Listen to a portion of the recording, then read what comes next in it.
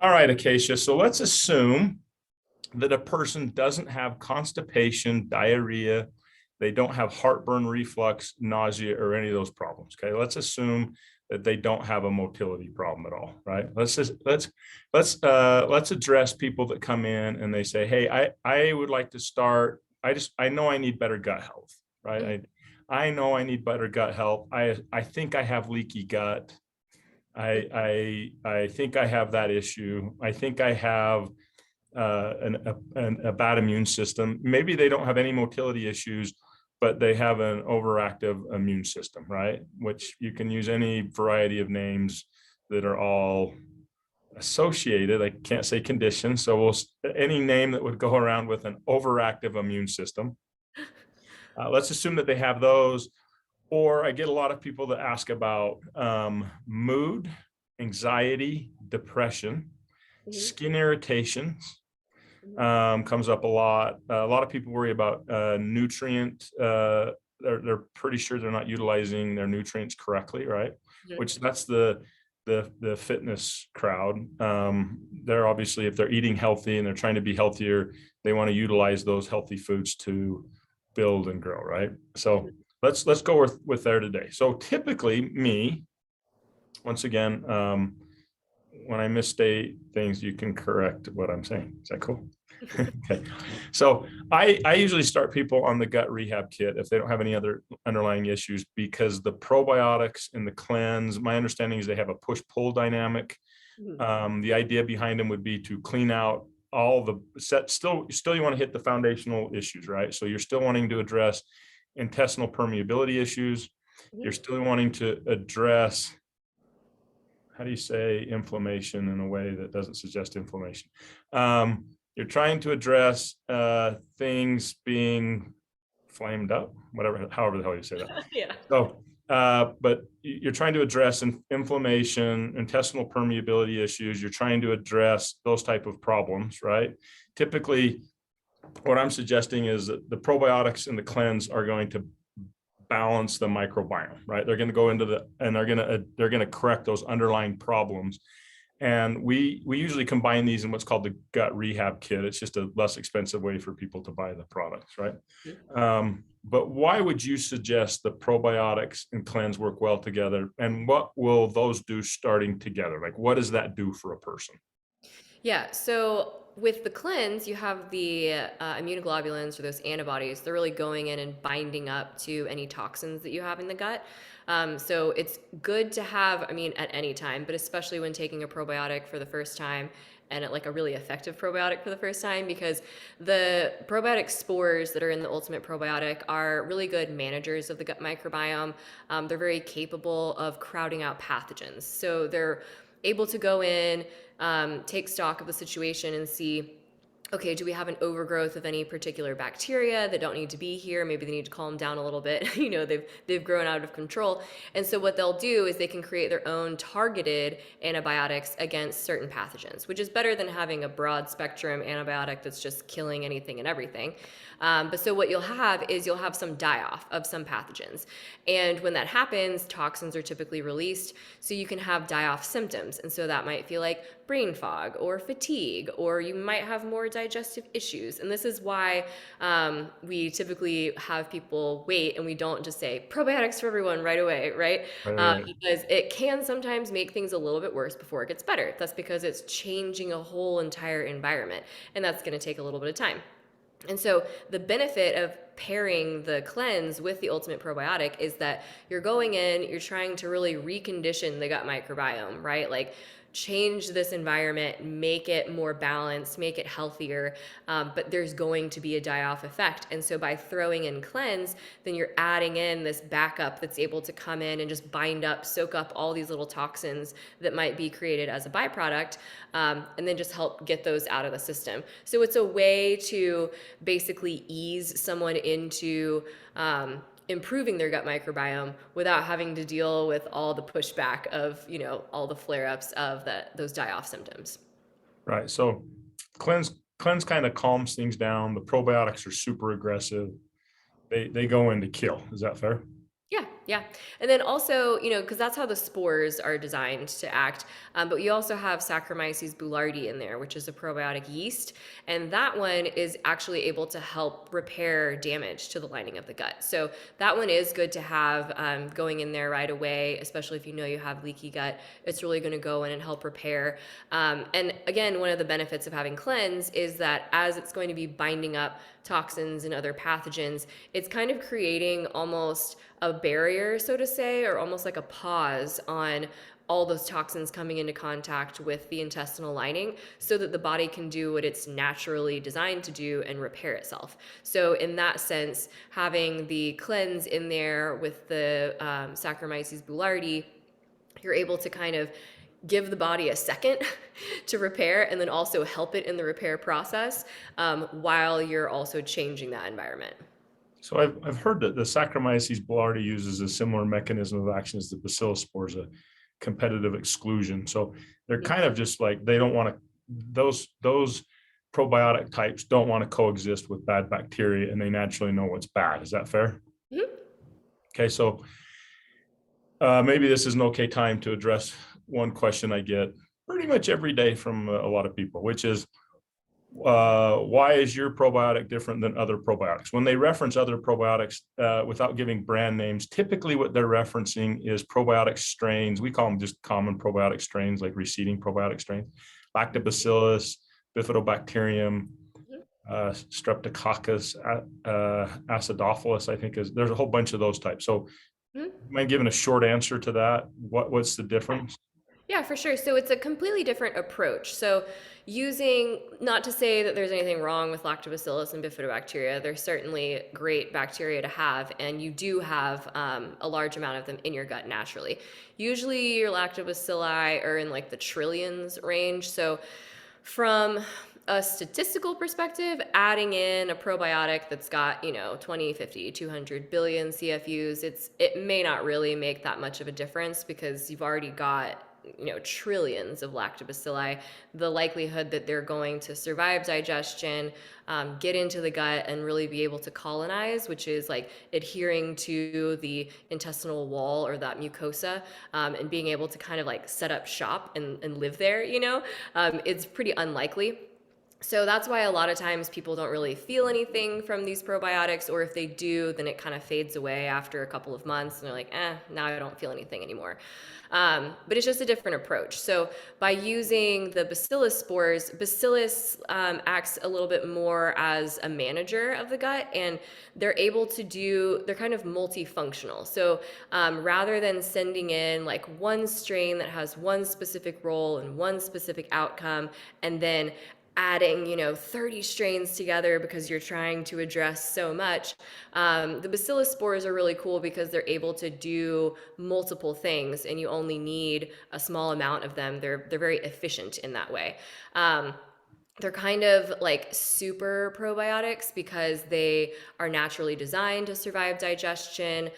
They're meant to be in the intestines of any mammal, really, that's where they thrive. And they're really meant to protect the human host. So their goal is really to make sure that everything's under control and in balance in the gut microbiome before they pass on, because they're transient species. And so they'll only stay in the gut for about like 21 to 28 days, which is why it's why it's good to keep taking them. So unfortunately, because the gut microbiome is dynamic and it's ever changing, there's not like an easy button that you do once and then you're done. Otherwise, that would be lovely. But so with the ultimate probiotic, it's going about it in a different way. So rather than reseeding the gut, just throwing a ton of lactobacilli, a ton of bifidobacteria into the gut and just hoping for the best, and knowing that a lot of them are going to die in digestion, or wrapping them with special coatings to like give them the best likelihood of survival. What we've done is actually selected bacterial strains that are naturally going to survive digestion. They're going to act as managers. They're multifunctional. They're able to do a lot more. And so it's just kind of more of an efficient approach, and it's really trying to recondition the whole ecosystem rather than just throwing seed. So it's kind of like if you were to look at, you have dead patches in your grass, or maybe you have a garden that doesn't have anything growing. There's one option where you can just throw a bunch of seed onto it and hope for the best. But there might be a ton of weeds there. So the reconditioning approach is going in and saying, hey, there are a lot of weeds in this garden bed. Before I start trying to grow anything, maybe I'll try to pull these weeds out first. Then I'll lay some seed. Then I'll make sure that it's got water. Then I'll make sure it's even in the sunlight. Is it getting the right amount of sunlight? And it's looking at different factors rather than just being like, okay, hope for the best, hope it all works out. So that's one of the major differences outside of just the strains is really the approach. Okay, so I'll ask a couple of questions on just things, common questions I get all the time, right? So let's say food intolerances, right?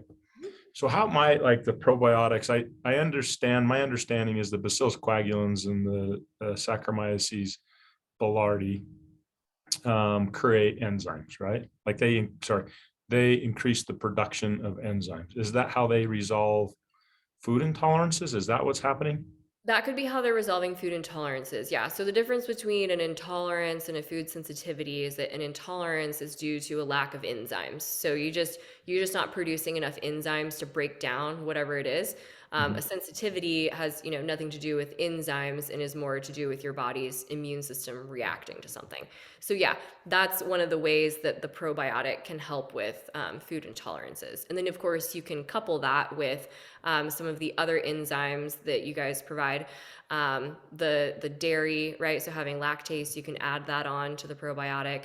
You can do the gluten enzyme, you can do the bloat enzyme, or you can do the total digestive enzyme. And so then that can help people digest their food, because a lot of times you can eat a really healthy diet, but A, you may not be digesting it all properly, and then B, you may not be absorbing any of it. So you really got to pay attention to both. So the probiotic, so the cleanse and the probiotics together are going to clean up, I'm going to say clean up the gut Mhm. and rebalance it. Yeah. Is that fair? And so if somebody has issues with like intestinal permeability problems Mhm. and leaking, Mhm. they're saying that other thing. Um, this will help resolve that. Is that correct? And since that increased intestinal permeability causes a cascade of issues, Yeah. addressing bacterial imbalances and leaking of the intestinal lining, resolving that will address all kinds of stuff from mood, allergies, and everything else, right? Mhm. Yeah. Like if you have a leak in a pipe, you have to go address the leak. And then you can address everything else downstream, but that'll fix a lot of problems downstream. And if it doesn't, then it will at least eliminate a lot of the variables so that you can actually pinpoint what's going on. Okay. So typically when somebody says they have an immune issue of any kind, I just throw it all into an overactive immune system. And that can be from the range of a name of a various condition of overactive immune system, or it can be anything from allergies to skin irritations. Those all seem to be related to a poor functioning immune system, right? Mhm. So how would the specifically cleanse and probiotics work for that in combo? Yeah, so the bacillus spores that are used in Ultimate Probiotic, they're really good at basically helping to retrain the immune system. So typically, what we find is that with an overactive or a very like reactive immune system, it's typically because the immune cells are immature. They don't exactly know what to respond to, so they're kind of like backed into a corner. They're freaked out, and they're just gonna lash out at anything. And so that's typically what you see whenever you've got those immune imbalances. And so the spores are really good at helping to train those immune cells. It's your T regulatory cells, and that's really teaching them, hey, there's a difference between an actual antigen and something that's just neutral, like, oh, this pollen, it's not going to kill you. Let's not react to it. So that's what the probiotics are really helpful for, is helping to retrain the immune system, because 70% of your immune system lives in your gut. You have these gut cells sitting right next to these immune cells. And so having a healthy gut is also going to give you a healthy immune system. And then adding in cleanse, because you're taking all of these antibodies, essentially what you're doing is adding backup to your body's own immune system. So it's not necessarily like those immunoglobulins or hopping into your bloodstream and then acting as your own antibodies. But you do produce your own antibodies in your GI tract, and it's your secretory IgA antibodies.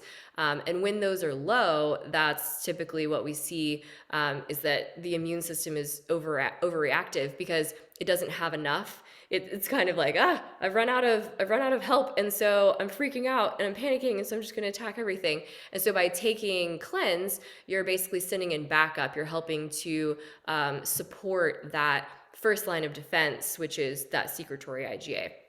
So even though it's IgG, it sounds like a different antibody. They're doing the same thing. They're going in and they're binding up toxins and pathogens that are in the gut, which is preventing them from getting into your bloodstream and then wreaking havoc. So they're able to just bind them up in the gut and then send them out. Okay, so for Tiffany, Tiffany has thyroid issues and Hashimoto's disease, right? Mm-hmm. So she has an autoimmune disease. She did the ultimate probiotic and the cleanse. So she did the gut rehab kit for about 4 months. Mm-hmm. And then she switched over to the boost kit after that. When I started doing the boost kit, I call it the fat loss program, but we just call it the boost kit for metabolism and stuff, right? But then it was through that process that she stopped having flare-ups, right, with her issues. So now let's move to the probiotic and the prebiotic. So how do those work together, and how is that going to correct issues? I know that the apple phenon has a lot of different studies regarding various allergens and stuff like that, but it'd be cool to know how that works. You know what I mean?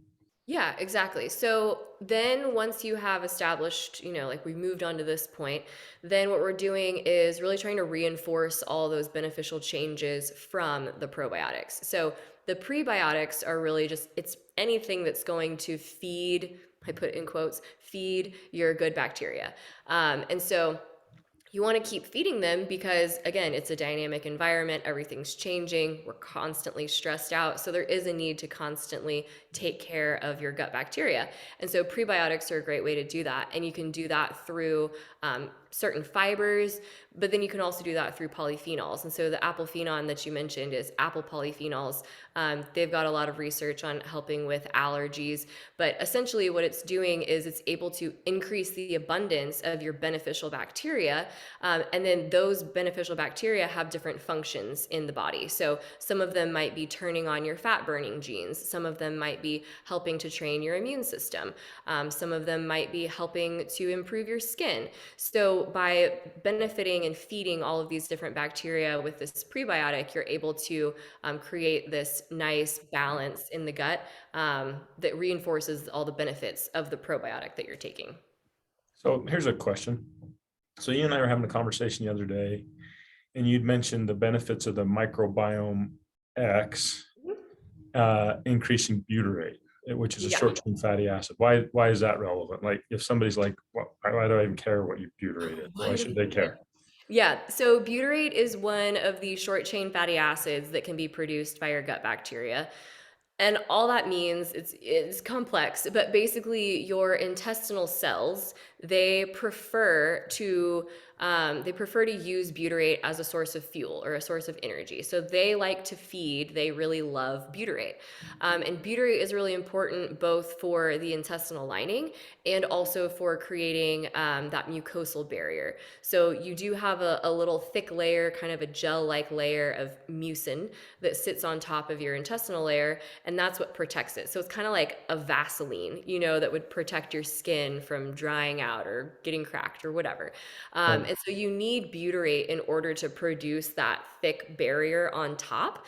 And so by taking something that's going to increase butyrate production, you're not only healing your intestinal cells because they could be inflamed, or there could be gaps where they just get completely ripped apart and there are holes. So you're helping them patch up all the holes, you're helping them be less inflamed, and then you're also helping to increase that barrier, that protective barrier on top. So that's one of the ways that the microbiome X is really helpful for improving the gut integrity. Okay, so thank you. Next question. Or yeah, so here's something interesting. So everybody who's watching this, everybody knows Acacia put together a plan for me specifically to get my fat, I'm gonna say, try to say butt, my fat butt in shape. Okay. So I'm 45. I've been married, I think 22 years, and it takes a toll on the body, or I think I was lazy. I don't know which one, but I naturally just started gaining weight. Okay.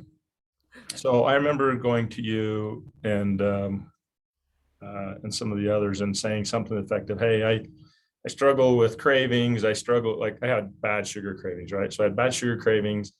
I have a massive appetite. So when I eat in big portions. Okay. And so I remember going in and talking to you guys and saying, how do I lose fat, but not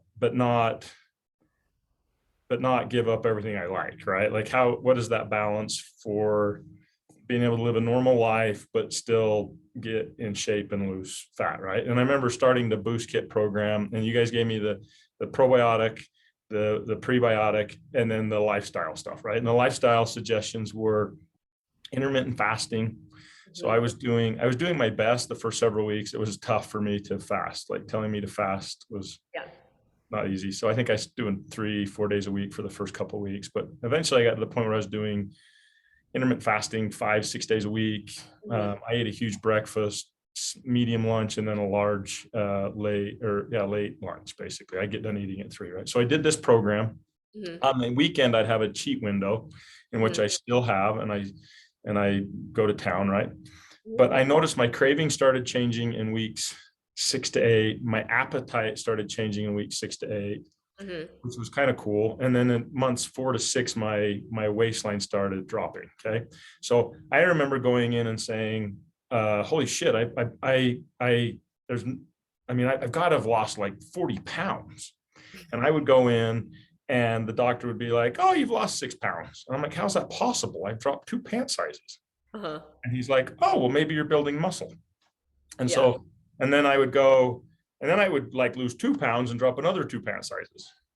And so, but the more interesting thing, aside from the fact that I could fit into clothes and stuff from, that were, well, my waistline dropped a lot, right? And I was putting on muscle, which was interesting. But the Mhm. other thing is that my health markers were going crazy. So like my blood pressure went down, my cholesterol is all improved, my glucose, my blood sugars, everything was like just everything was improving across the board, right?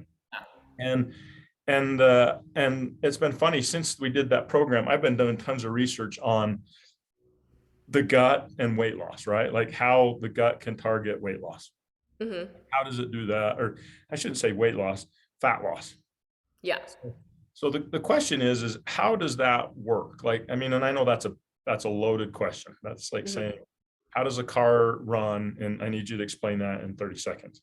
But Yeah. maybe at a high level, you can explain to people how it changes cravings. Like how did that happen? Like how did somebody feed Phil, me? How did somebody go from eating a ton of food and Mhm. needing a ton of food and constantly thinking about food all the time, like rewarding myself with food? Bad day, I would eat food. I'd celebrate with food. Everything was food, food, food, food, food, till like, I'm good. So Yeah. how does that work? Like how does that happen? Because I try and create posts on it, but I mean I have to research for like 4 hours to come up with like a single post on how one area works. But maybe you could do a high level and explain to people why they should expect this stuff to help them with their weight management goals. Yeah. So one part of it is has to do with balancing out the gut microbiome, right? So when you're able to crowd out pathogens, there are some pathogens, specifically yeast, so candida, for example, that will create its own neurotransmitters. It feeds on sugar. And so it can basically hijack your brain and say, no, no, you're not done. I know you just finished that meal, but you're not done. So you need dessert. And then you might need a second dessert. Who knows? Maybe you need a third dessert, you know? And so One you, word. Yeah, so there are pathogens that can just kind of hijack your brain and give you these intense food cravings where you're like, what? Why do I need that? I mean, I used to have an intense sweet tooth, and like if I walked into a bakery, I would be like, oh, but I feel like it hurts their feelings. Like, not the people that work there, the food. I feel like it hurts the brownies' feelings if I don't just like try a little bit. I don't have to eat the whole thing, just like a little bit, you know? And so it's like, after taking the probiotic for a while, I'm like, oh, I finally don't hear voices from baked goods. That's so exciting, you know? It's So on funny, one I kind of have the hand, same thing. yeah, so on one hand, it is that shift in the actual microbiome. So the neurotransmitters that are going to your brain are different. So it's balancing out your gut brain axis. But then on the other end, on the more metabolic side of things, there are certain bacteria like Akkermansia, which is kind of considered I would call it like the metabolism bacteria.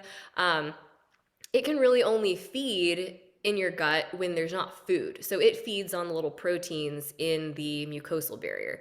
And so the idea is that like in a healthy system, there's periods where you're not feeding, and so Akkermansia has a chance to feed on the little glycoproteins in your intestines, and then you're consuming enough that you're able to easily regenerate that layer, because it's not like it's eating up the whole layer and degrading it, but it is feasting on it. And so you do need to have a healthy mucosal barrier in order to feed that Akkermansia. Um, though it can feed on other things. So that's what the apple phenon is really good for. It can really That's help how it. like that. Yeah. And that's what it really likes. So there are certain polyphenols that Akkermansia really likes, cranberry, in this case, apple. And so that can help increase Akkermansia, but so does intermittent fasting. So by intermittent fasting, you're giving the body this window where it doesn't have to deal with food. And so for hours, that bacteria is like, oh, sweet, okay, we can come out of the woodwork and we can start eating these things. Well, Akkermansia can control the fat burning genes in the body, so it can be like, boop, okay, time to turn on fat burning. And without it, you can still lose weight for sure, but it's just way easier if you've got Akkermansia on your side to be like, all right, time to start burning all this fat. We don't need it. We're not going into this like emergency hibernation mode, so we can drop and shed some of this fat. And so then by doing that, by doing the intermittent fasting and then also taking these apple polyphenols that are going to continue feeding it, I mean, it's just thriving. So it's just having a ball. And that's why you're seeing all that fat loss. So right now, I mean, I didn't do extreme. I didn't do counting calories. I didn't give up carbs. I just followed that program you gave me, right? I stopped eating artificial sweeteners. I did my healthy window. So I do a healthy window most of the time. And then like if I go out with friends and family, I eat what I want, right? Like, Yeah. and and so that balance though I mean, I'm doing really, really well on it. Actually, surprisingly well. I was just trying to be less fat. And now I'm like, holy shit, I can see abs. Yeah, Yeah. I'm like, holy crap! I haven't seen those since like wrestling season Yeah. and sports and college and stuff like that, right? Mhm. So, so, so that's how that works. That's manipulating bacteria in the stomach to favor lean. Is that fair? Yeah. Is that why most people, when they do programs, a lot of people do yo-yo diet programs, right? They'll get on a program, they get rid of all the sugars, they eat super clean, Mhm. and then in 6 months they have like a holiday, like this, like the Christmas holiday hits. As soon as they touch sugar, it's just like they go crazy again, right? Yeah. And It then just gain it all bounces back. back. And I mean, is the gut, is that kind of, I mean, I guess for my personal testimonial, that's how I haven't had any relapses, because I actually prefer to eat vegetables and fruit now, which is Right. crazy. But Right. And you're continuing to feed those good, healthy bacteria in your gut that are keeping everything in balance. It's unfortunate that, like, the gut microbiome is so dynamic, and it's easy to change the microbiome pretty quickly, by changing your diet. Like, it's very adaptable. But it's so easy to just be like, all right, I'm going to eat horribly. And then it'll just like fall to pieces so quickly. And then it's annoying that when you're fully inflamed, it takes a while to build back, to get it back to balance. It's one of those things where it's so easy to destroy and it takes some time to repair. the gym's like that for me, right? So Mhm. you go, you work your freaking tail off, you're Oh yeah. lifting, exercising. I mean, my version is old people version, but but to put on muscle, and then you go on a vacation for a week and you come back and you're like, holy crap, it feels like Yeah, I haven't I'm done a weak push-up my again. whole life. Yeah, yeah, And exactly. it just, you get fat, you'll gain weight really easy. But actually, Mhm. I've been surprised. My weight gaining has just, like during the holidays, nothing happened. I thought for sure I'd put on 6 pounds or something, and I got done and I was like, holy crap, I dropped 2 pounds. That's the Yeah. weirdest thing ever. Oh well. So I thought that was cool. Another question: skin issues. I get a Mhm. lot of moms that say my kids or daughters, and I think they're actually referring also to their children in their 20s and 30s, just so you know. Mhm. Or I get a lot of mothers that have had children, and they start getting acne and eczema and stuff like that, right? So they start having skin issues, right? And for some reason, that I'm not sure if it's the gut rehab kit or the gut or the boost kit, but Mhm. I seem to think that the boost kit seems to get the better results for skin issues. Like, how is an unhealthy gut causing skin irritations? Yeah, good question. So there's just like there's a gut brain axis, there's a gut skin axis. And so, like we talked about, the gut microbiome is kind of the master control center of the body. If Yeah. you've got imbalances in your gut, then it's gonna come out in other ways too. So you might be like, oh no, I have no mood issues, I'm fine. But it's gotta express itself somehow, right? It's gotta get out. And so it can also get out through your skin. So if you've got a leaky gut, you can have a damaged barrier to your skin where you can have eczema, you can have acne. There's certainly bacteria that's all on the skin. A lot of people don't think about that, but it's like we're basically covered on the inside and outside with bacteria. And so Right. if you throw off that balance with food or with stress or with whatever it is, or a round of antibiotics, then it's going to have a downhill effect somewhere. So that's how, if you're fixing the bacteria in the gut and you're rebalancing that, then oftentimes the imbalance in other organs and other systems of the body will also then balance out. Okay. Cool. Last question on this. So, mood, right? I think everybody's stressed. Mhm. I think during the whole, I hope I'm allowed to say that, the COVID problem, right? I The think stress stress levels levels, be yeah, I alarming. mean, stress levels are going crazy. If you turn on the news for more than 5 minutes, your stress levels are going to go through the Yeah, roof, they're right? super Like, stressed. yeah, you're like, what's going on? And Yeah. and I think everybody's going through that. So I don't think stress is going to go down, right? Right. But through that gut brain axis, from what I'm finding, the gut generates a lot of neurotransmitters like GABA, serotonin, dopamine. There's another one, but I can't pronounce it, but I know what it looks like. It's pretty good for me in case. That's pretty good.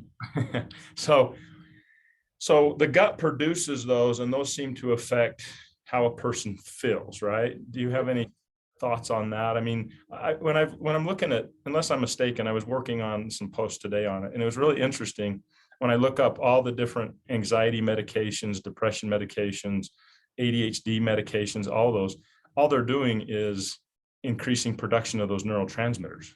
Yeah. Yeah. Yeah. Or trying to interfere with the uptake of those neurotransmitters.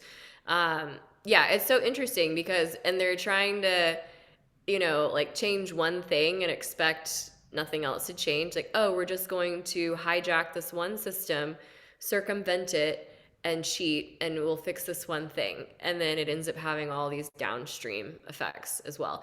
One of those being it usually messes up the gut microbiome, which then creates more problems. So there's definitely a lot of gut bacteria that are producing their own neurotransmitters. So that's why having a healthier, balanced gut microbiome generally leads to having a healthier mood. And then also, like, products like Quiet Serenity with the B longum, that's a psychobiotic, which is a probiotic that directly impacts the brain. Um, Probiotics, psychobiotics like that can then also help people deal with the perception of stress. Because, like you said, the stressors may not be going away. It may not be practical to be like, hey, everyone, just quit your job and relax and, ignore your children. and then you'll be, and then you'll have so much peace in your life. Like, They not, don't they, they not don't they really don't when do well with being ignored. They they knock on don't like your being door. ignored. Yeah, it doesn't matter where you're at. You can go hide in the bathroom and they're going to continue to pound on the door. Yeah, yeah, they're like, "Hey, where are you?" So, it's better to teach the body how to cope with the stress and help finish out the stress cycles, because what ends up happening is that, we have a stressor, we react to the stressor, and then it never finishes. It never goes away because our bodies don't get to do what they used to do, which is, like, run away from a lion, and then be like, whew, okay, got it out of me. We're not doing those same things physically with our body. And so our brains think, well, it's still here, the threat is still here. So we're in a constant state of panic. And so the psychobiotics, like Quiet Serenity, can help kind of close out that cycle. Be like, nope, you did it. Nope, you did it. Let's calm down with the stress because there's nothing chasing us right now. So there's no reason to be so stressed out. So here's a final question as I was thinking about it. So let's imagine somebody's on medications for depression, anxiety, Mhm. skin problems, or anything like that, right? So, I mean, let's say say it's an antidepressant, right? Mhm.